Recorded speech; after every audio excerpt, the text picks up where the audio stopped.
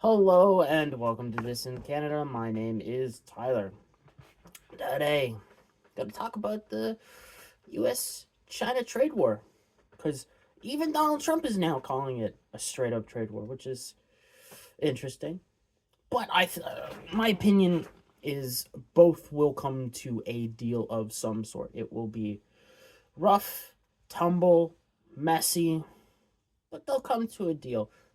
Both need to come to a deal. It's quite evident when you look at all of the data, all the good data.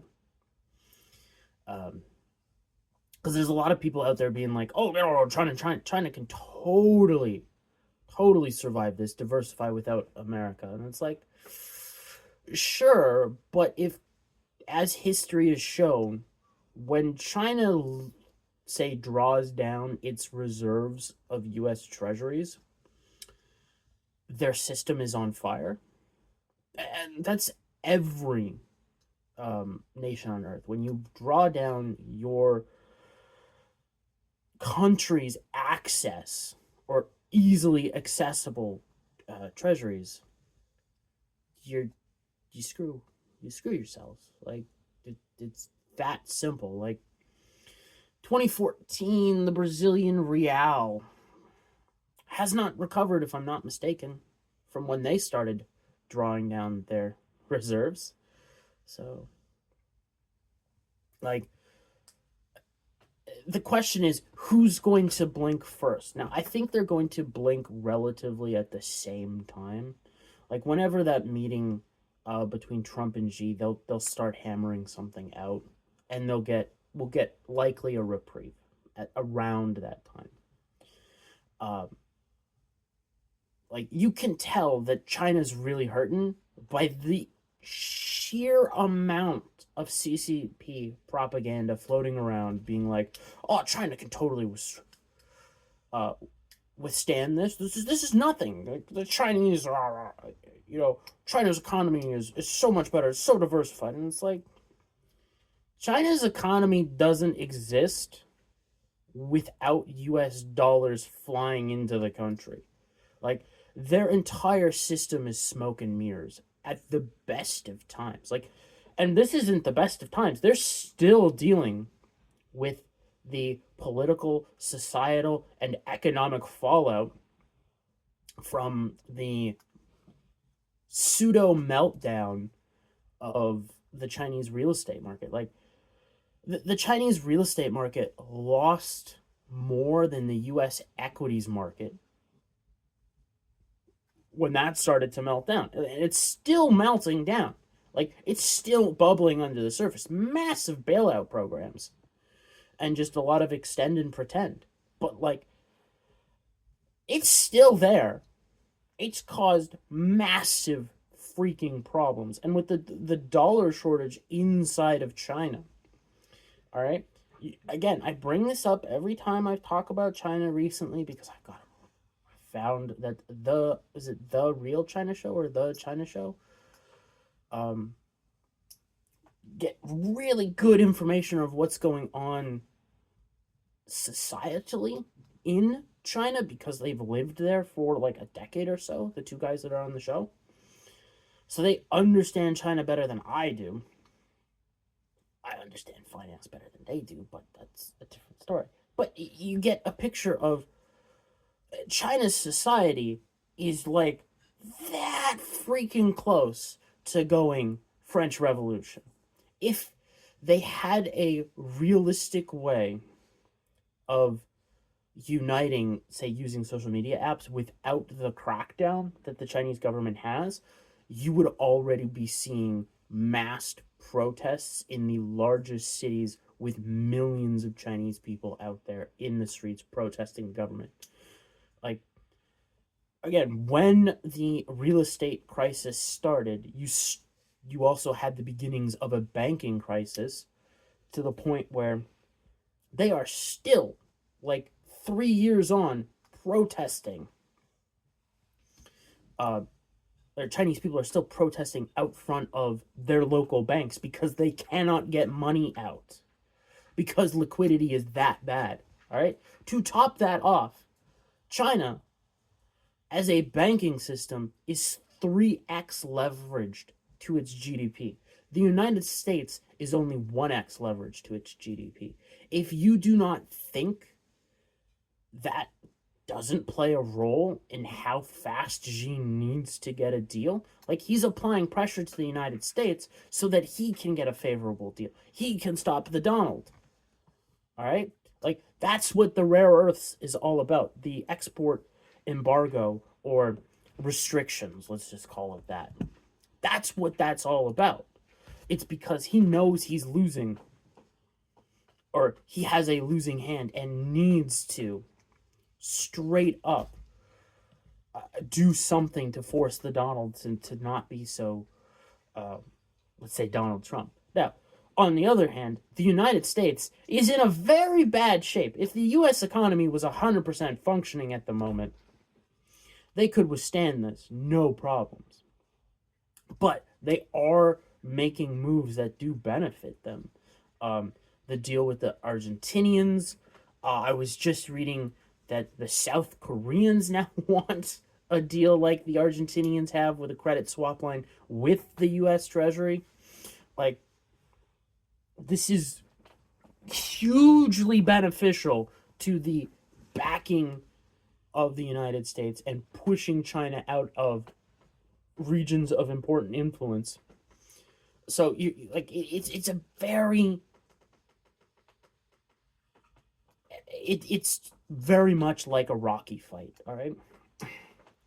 Um it may be a moral victory that's won or a little victory, but it's going to be a fairly sluggy fest, as we have seen this entire time that Trump's been dealing with tariffs and issuing them out. It is a slugfest. It's last man standing. And because the dollar is so important, all right, and the US is using the mechanisms and levers that it has at its disposal to suck up the global liquidity into the United States, to the point where, Brett Johnson's dollar milkshake theory very much looks like it's playing out. Not at the same rate that he thought it would, but timing in markets is crazy. And timing the euro dollar system in general of when and how it breaks down, months and years out is very hard to do. But anyways, you're seeing this play out. You're seeing companies that would never have dipped out of countries or expanded into the United States, at least pretending at the very least to do so. Whether or not they actually do is a different matter. When Donald Trump's out of office, this may all go back to the status quo. This may just be a blip, a 4-year blip. But who knows? So I think the Chinese are acting tougher than they are. Like, again, there's been, I think, 65 or so acts of direct sabotage on state-run factories by workers due to lack of payment. Like in the last year. So China's not in a great spot. Okay? You also have an increase in what are called attacks against society, which are just purely angry people who are desperate and want to get revenge and are using vehicles to specifically target children on their way home or to schools. Like, China is completely in very much societal collapse. Whether or not the Chinese government understands or recognizes that, or the rest of the world understands that, like, Trump is almost doing this at a perfect time to, like, break the Chinese and break the CCP. Okay? Like, Xi's domestic footing has not been good for a very long time. Like, what was it, a couple years ago, he took out Hu Jintao, the former president of China, after, letting him exist for like 10 years after Xi took power. Like, that's not a move by a man secure in his footing at home. You don't take out the political opposite, the previous political leader 10 years after the fact if you don't feel scared. Okay? You don't have purges in the military if you aren't secure that they are loyal to you. All right? Xi's got systemic problems. Okay? But again, the United States also have that problem. Again, you have the US economy slowing and slowing and slowing. You have the Eurodollar system completely doing more significant Eurodollar things that, keep building and looking more like the event that took place in '08 than the mild ones that took after and say like 2009, 2011, 2012, 2016, 2018. Like all that stuff looks mild in comparison to what's brewing. And, my opinion of like, hey, this may break down now or it may break down in 2 years is still, in flux because it's like, hey, we've got a lot of signs saying, nah, it breaks down now. But we also got a lot of signs being like, maybe not exactly. We're heading in that direction, but maybe not right now. So anybody out there saying, oh, this or China or the United States has a clear path to victory and it's going to be easy with this trade war, it's wrong. It's going to be tough. It's going to be a slugfest. But I think the United States gets the slightly better deal. Even though Trump is overplaying his hand, Xi has got so many problems at home that he has to deal with. And by Trump choking out dollars, the flow of dollars into China with the tariffs, just because it's prohibitively expensive to get stuff from China then. Like, if you get hit with a 500% tax for bringing in, Chinese stuff, you're going to think twice. You're going to be like, well, shit, maybe I should set up a factory in India or whatever. Or, whatever, you're trying to bring in. I think Trump is definitely overplaying what he should be doing with the oil market, with Russian oil. That is a complete mistake. Screwing with the oil market at this time is a very, very bad idea. Like, you can, like, you've got serious problems in the oil market where you have, God, I know what it's called, but I can't remember how to describe it. It's called contango in the oil market. It is very much what happens before massive slowdowns. It's basically you have a buildup of supply due to weakening demand. And like oil is low. Like here, I am going to just check the price of WTI futures contracts. WTI crude. This I'm going to assume is the which contract is this is next month contract. So this is only next month contract, and it is right now as of recording trading at around $58. Massive crash. Like, you've got all these geopolitical signs of, hey, the oil supply may be severely limited, and yet WTI, which is an extremely important contract, is like, hey, we're at 58 a barrel. Or, 58, it's by barrel. So, that's bad. Even Canadian, Western Canadian Select is down. Load up. Yeah, it is very much down. Like, Western Canadian Select, all right, is getting into the very no bueno territory for Albertan oil workers. It's getting into the part where they have to start thinking about shutting down and stuff. Like, it's that low. It's at 45.50. That's bad. Like, $36 is kind of the break even point. So as you get closer to that, you get bad. Like, we've already seen layoffs from parts of the oil sands, so don't be too surprised if that continues. Anyways, yeah, like, it's gonna be a slugfest. Like, both have cards to play. Trump has more of the network effect of the dollar, which has been used against China for a while now.